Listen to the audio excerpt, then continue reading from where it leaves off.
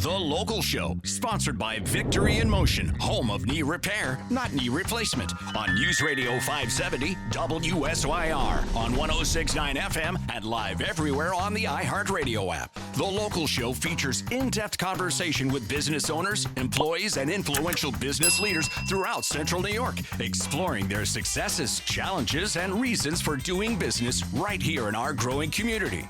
The Local Show is produced locally by Zoe Advertising. Now your hosts, Tom and Steve. It's the Local Show in full swing.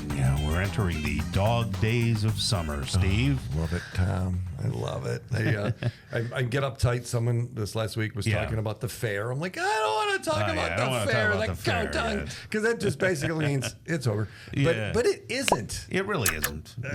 Because we've kind of shifted the whole weather patterns, right? You know, things are hot and sticky all the way up and through October. Add smoke and stir. Yeah. That's what it had been. Absolutely. So it's, it extends the growing season too, and the fishing season. Yep. Even though there's rules to the lake's fishing. been unusually rough, Ontario this year. Yeah. Because I mean, I got a little boat. I'm not going out there if it's choppy. Yeah. There's white caps all the time. So I haven't gone on many adventures. I've been sticking tight. Okay. But hopefully it'll change. Yeah, absolutely. Well, speaking of the summer and plants and things like that, your yard, Greg Portzline is with us right now. He's a certified arborist at Bartlett Tree Experts. How are you, Greg? I'm well. How are you guys? Very good. Thank you. Good. So when you look at a yard, you probably see different things than a general resident sees, right? Oh, yeah. I mean, it'd be, same thing. A doctor looks at a human body. Right. Right. Unfortunately, I see lots, not always, but I can point out a lot of issues, which, that's usually why people call me there, but I feel kind of bad about it sometimes. Do you drive your family nuts like, hey, look at that? Or are they like, stop. Just stop. My daughters and wife ignore me. Especially when it comes to, if we're walking in a park and there's just a magnificent tree, then they don't care. Well, so that proves the passion, though, that you have. Sure. Yeah. It isn't like, there's a passion there to make it better and to save what maybe can be saved and to make it healthier. Sure. Right? Yeah. And one big thing, actually, the girls, my twin girls, I've got them a little bit trained. They're when we go out in the woods, we're scouting for Beech Leaf Disease all the time now, which is a new issue we're dealing with, and so I've got them trained to look for that. Oh my goodness. So yeah, I mean it's. But that's what my eyes drawn to, Well, like a doctor, you sometimes have to deliver bad news as well. Yeah. Your guy Eric there, who works with you, he's taking care of my area, man. And we were looking at that revisiting the tree, what is the crabapple tree, and that fungus is kind of come back, and it was like, well, Tom, you got a couple of options. You got to keep paying to have the treatment done, or we got to pull the tree, grind it to the stump, and put another type of tree in. So it's like a tooth. Yeah. We can fix it or you pull it. Yes, they think about some of those issues as like a chronic issue that a human would have that you need your constant medication for. And trees, being living organisms, deal with the same type of thing. But some people might not ever recognize that. No. And they would just say, yeah, the tree in the front's always dead, and that's no fun. Right. It doesn't make the property look good and all that. Yeah. So, you have to deliver painful truths. Yeah, a lot of times I do. Sometimes I have good news, though, and, that your tree looks great, and here's what we can do to make it better, and that sort of thing. If people knew that there was a fungus among that type of tree, why do they plant all those trees in these developments? That's a great question. You always ask great questions. Yeah, so my biggest gripe is with blue spruces. Everyone loves their blue spruces, but they are so prone to a disease called needle cast that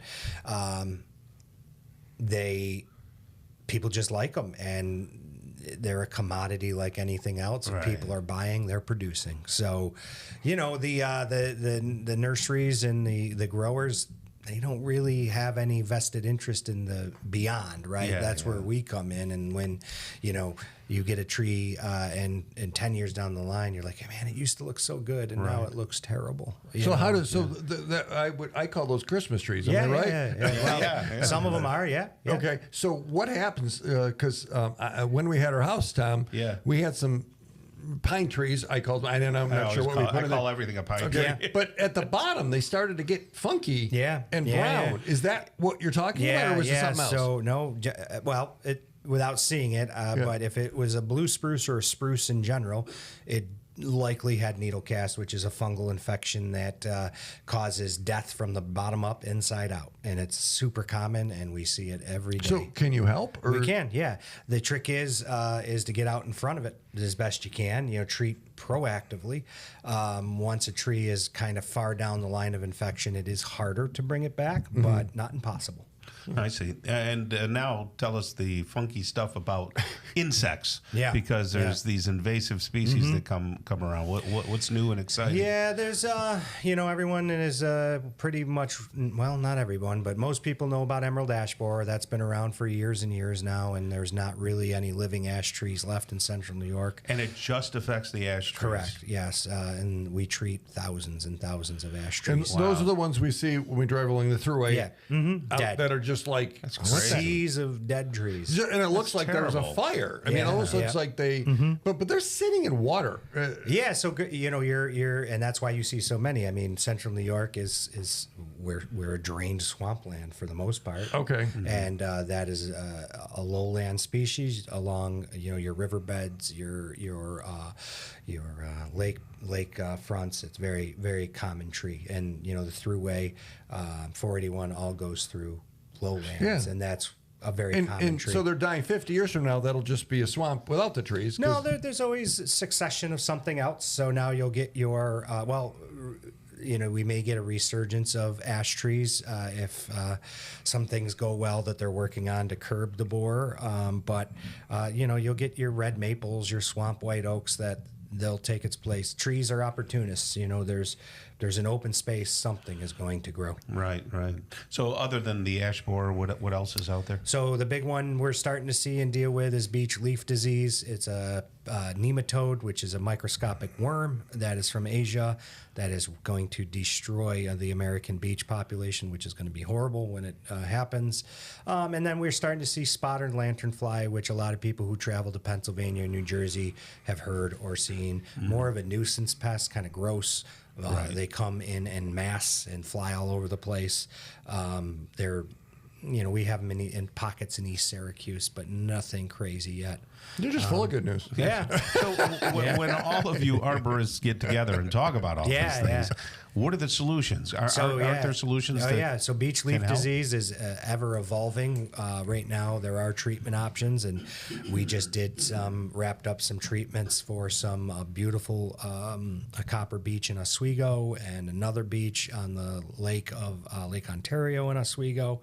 And it's constantly evolving because just like humans, new medications, new things, new science, new approaches. So it's ever evolving, and yes, that's what we talk about a lot: is the changing of treatment approaches. Right. So you're busy this time of year, saving a lot of trees. Yeah, and a lot of people, and I see the trucks. Oh yeah, they're all over. I see the trucks all over the place. Yeah, because you're a huge geographic area, and you were telling me how you guys were recently up in Chameau and up that way. Yeah, I handle the whole Thousand Islands region, and there's lots of ash trees up there that are on the brink, but we're treating them as we find them alive. So if somebody has challenges, if they don't do something, that will be bad. Ignorance is not a good approach, right? No. You need to get the answers and at least make a plan, because problems don't go away on their own. No, that's fair. So Bartlett.com, great place to go. Yep. Or they can call, right? 656-2323. They can ask a question. How do I do this? Can I save this? Greg, can you help me? And I love your passion. When you talk about the trees, it's not just a job. This is why God made you. I think, and I hear it in your heart. So So Greg, thanks for joining us. 656-2323, Bartlett.com. Thanks for coming. Thank you for having me.